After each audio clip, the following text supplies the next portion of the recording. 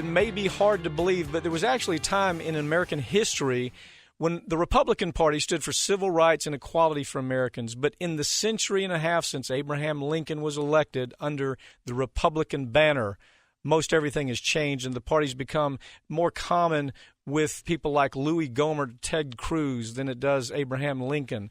Joining me now to explain how they got there is author and Nation magazine contributor John Nichols.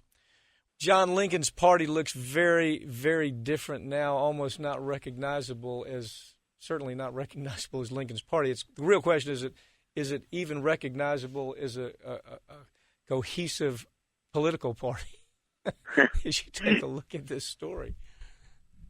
Well, in many ways, the Republican Party suffers from having abandoned everything it stood for. And that's a complicated thing.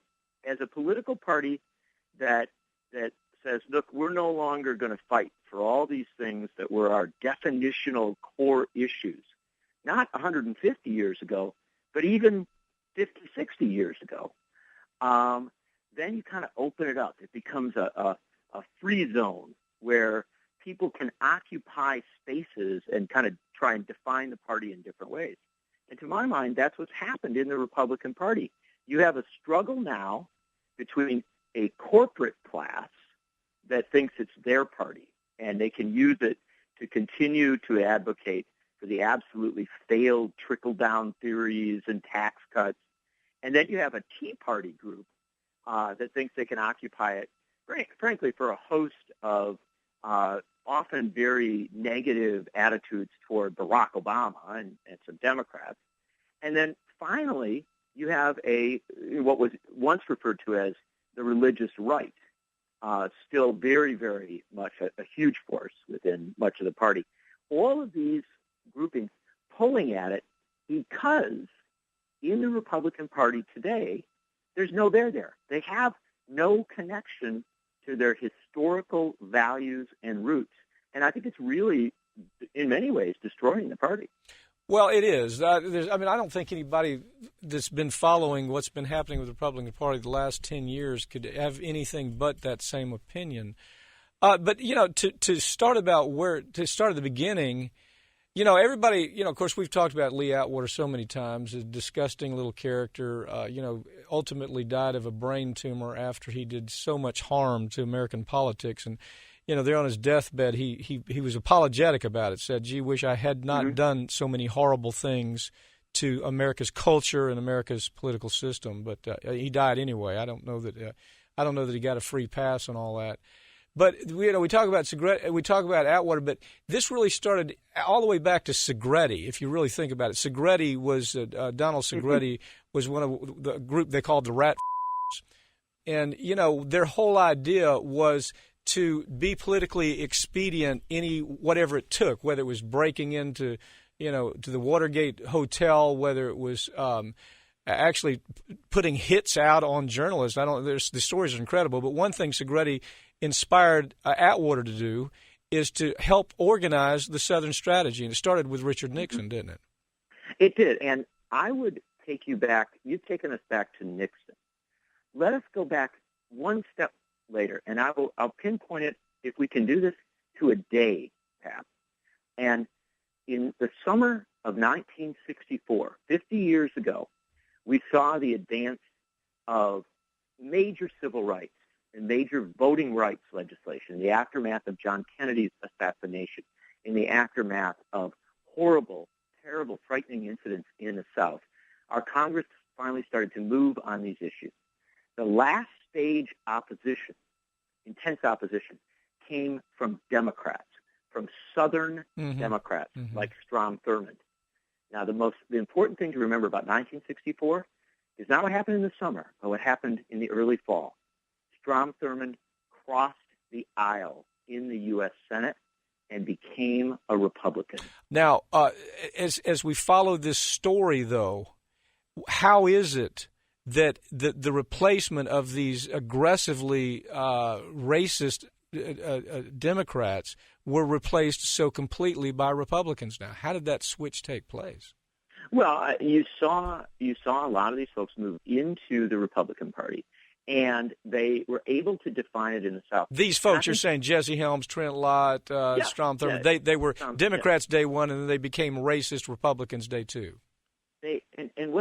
What happened was they were able to define the Republican Party in the South with the wink and nod agreement of national Republicans. And their talking point wasn't racism; it was big government. In other words, they never big government equals the word segregation, doesn't it? And also a lot of this intensive talk about crime and disorder. The Republican Party, a party of conscience and vision, became a wink and nod party. They said, okay, you're going to create your new politics down there.